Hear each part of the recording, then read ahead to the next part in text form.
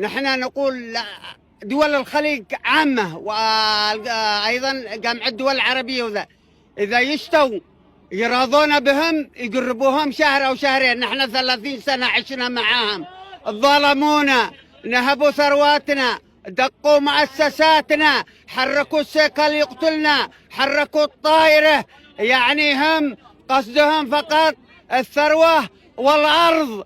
نحن حاملين أكفاننا على كف أيدينا، لن نتعايش معهم. أيضا نحن نقول أبناء كثير من الدول طردتهم، فكيف نحن بنتعايش معهم؟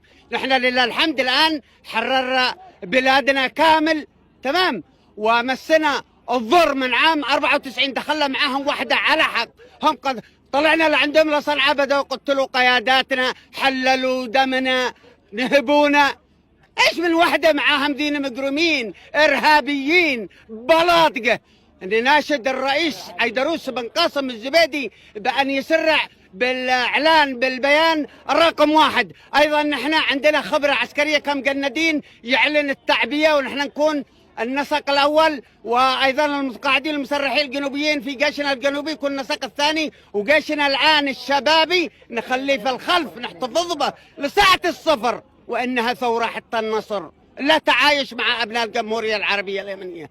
أي واحد يقول إلا بالقوة يشلهم عنده يتوحد معاهم حتى شهر واحد.